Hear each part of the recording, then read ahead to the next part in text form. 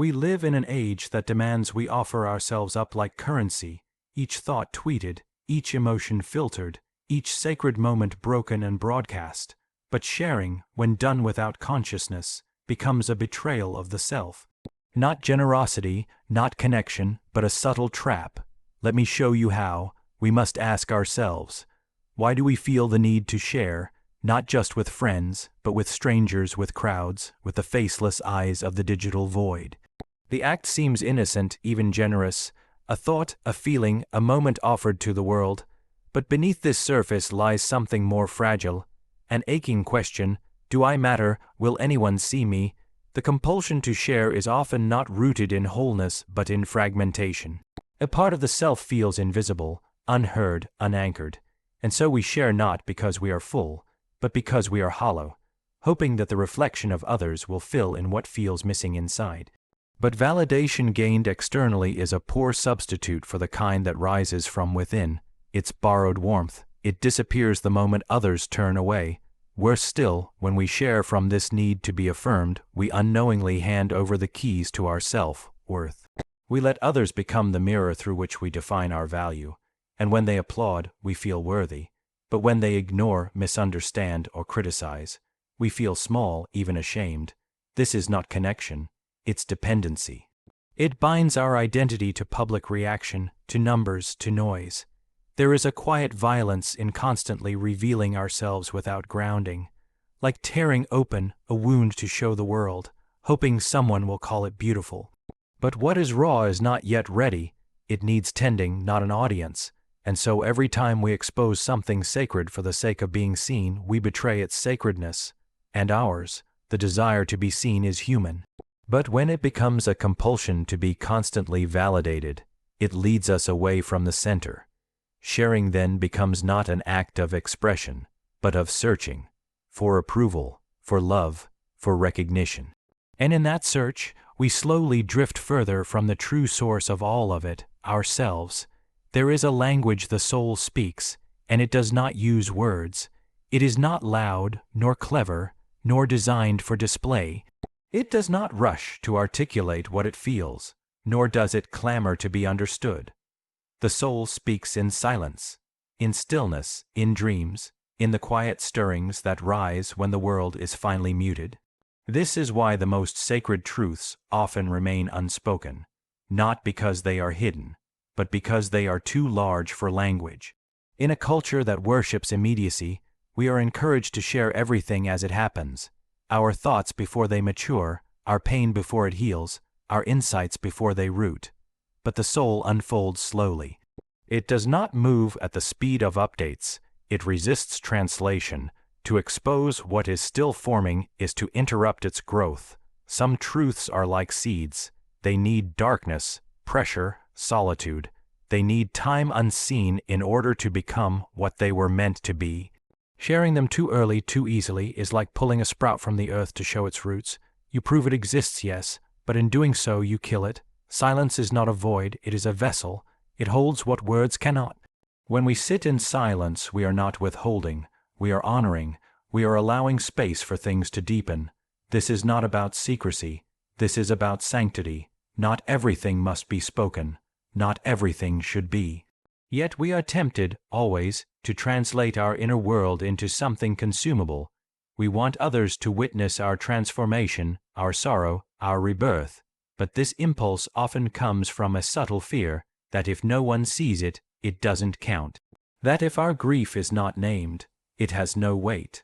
That if our awakening is not announced, it has no meaning. But these are illusions.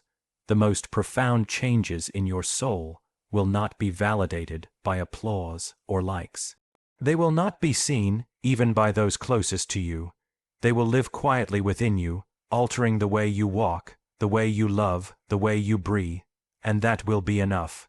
The soul does not want to be advertised. It wants to be listened to, and it only speaks when we stop trying to explain it. You will not find its voice in captions, nor its presence in curated reflections. You will find it in the long silences where your mind softens, where your heart beats loud, and where your being finally remembers what it means to simply exist without performance. To guard silence is to guard the door of the sacred. Let the soul remain where it belongs, not on the screen, but in the stillness behind your eyes. There is a sacred unfolding that happens within a person when they begin to change, not a surface-level shift, but a deep inner transformation that rearranges the very structure of the psyche. It is delicate, unpredictable, and profoundly personal, but in our age of instant communication and curated identity, we are tempted to bring this sacred work out into the open before it is ready. We feel the urge to explain it, to document it, to be praised for it. Yet every time we do this too soon, we interrupt the alchemical process that was meant to mature in silence. True transformation is like a chrysalis. When a caterpillar begins its metamorphosis, it enters a cocoon and dissolves into formlessness. If you cut open the cocoon too early to see what's happening inside, you don't witness a butterfly, you destroy it. The process requires protection, it needs privacy, and the soul is no different. When you begin to grow, to heal, to awaken, what is happening within you is still fragile. It has not yet taken its final form, and when you speak of it before it's ready, when you share it prematurely, you disperse its energy, you weaken its power. There is a hidden hunger beneath the desire to reveal our transformation while it's still in progress. We want to be seen as evolving, as becoming, as more than we were. But transformation is not a performance. It is a death and rebirth, and death is not meant to be witnessed. It is meant to be endured, survived, and integrated. You cannot ask others to applaud your process when you haven't even arrived at the other side. Doing so is like announcing victory while still inside the battle. It doesn't make you stronger, it leaves you exposed. Each time we externalize the internal too early, we risk turning profound growth into ego, identity. We start clinging to the image of transformation instead of the transformation itself. We start saying, "I am becoming this," before we have actually become. We start talking like wise men before we've bled like warriors, and in doing so, we remain in illusion. We deceive ourselves with the idea of change, but avoid the actual crucifixion that change demands. The soul does not announce its evolution. It completes it in silence, and only afterward does the world feel the shift, not because you declared it, but because you live differently.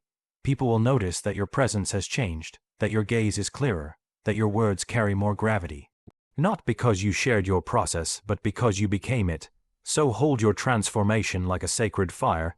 Do not display it to prove you are healing. Let it burn, let it shape you in private. Let it be something only you understand until the time is right. Because when the transformation is real, it will not need to be declared. Every time you open your inner world to someone, your fears, your wounds, your doubts, your unfinished dreams, you are not just sharing, you are teaching. You are teaching others how to enter your psyche, where your soft spots are, what makes you hesitate, what breaks you open. And while some may respond with compassion, others, consciously or not, will begin to use what you've shared as a map, a strategy, a form of leverage.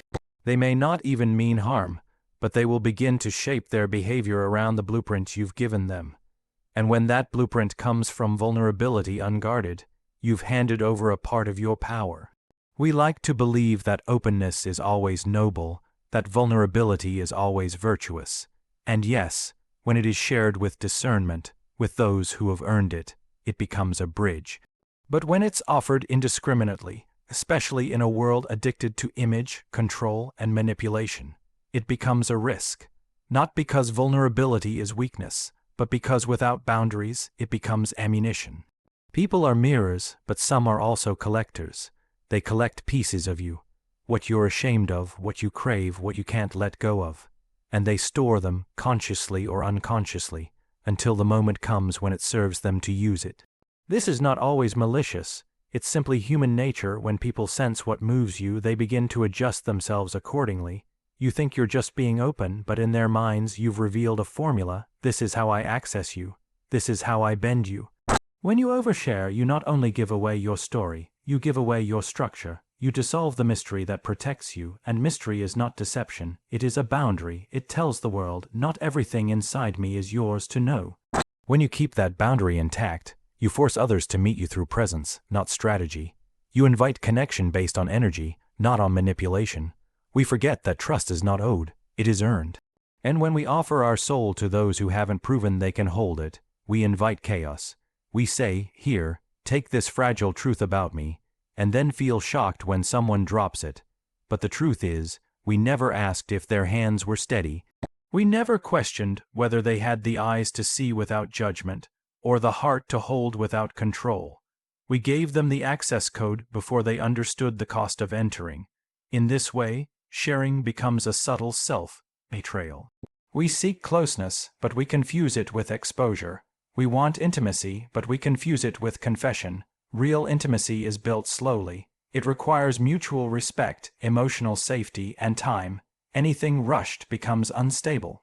So be careful what you share and with whom, because you are not just telling stories, you are shaping how others will treat you. You are teaching them how to approach your depths. And if you show them that every door inside you is open, some will walk through respectfully. But others will ransack the house and leave you to clean up the pieces. Guard your interior, not out of fear, but out of sacredness. Let your soul be known only by those who speak its language. Let your depth be felt, not explained. Let your silence teach others that not everything inside you is available for consumption. There is a sacredness to invisibility, a power in what remains hidden from the gaze of others. Not everything is meant to be seen, and certainly not everything is meant to be understood. The modern world urges us to make ourselves visible, to show, to tell, to reveal. But the deepest truths, the ones that hold real gravity, do not ask to be witnessed. They ask to be lived. In our hunger to be seen, we often take what is private and expose it prematurely, hoping that visibility will make it more real. But the truth is, some experiences lose their soul the moment they are pulled into the open. There are emotions, revelations, and inner awakenings that are meant to stay hidden, not because they are shameful, but because they are sacred, and sacred things cannot survive the glare of constant exposure. We are not meant to live entirely on display. Just as the roots of a tree grow in darkness, hidden beneath the earth, our inner life must also develop away from the eyes of others. What grows in secret grows strong. It is not distorted by the need for approval or shaped by others' opinions. It becomes real because it has not been tampered with. It becomes authentic because it has not been translated. When we share everything, we risk turning the profound into performance. We convert our spiritual life into content. Our heartbreak becomes a caption. Our self-discovery becomes a story for others to consume. But the soul is not a spectacle. It does not want to be interpreted. It wants to be protected. And every time we reveal what should have remained in silence, we chip away at that protection. Not all things are meant to be seen because not all eyes are meant to see. Some people will misunderstand, distort, or diminish what you reveal, not because they are cruel, but because they lack the depth to comprehend it. They see with the mind, not with the soul, and when you place something sacred in front of those who cannot perceive its meaning, you degrade it. You flatten it. You risk turning something eternal into something disposable. There is also a danger in letting others speak into what you have not yet finished understanding. When you share too early, you invite interference. People offer opinions, judgments, and advice, often with good intentions, but their words become noise that drowns out your own inner voice. What was once a quiet knowing becomes confusion. You no longer know whether your truth is yours or a patchwork of others' reflections. We must remember that the most powerful aspects of life are often veiled.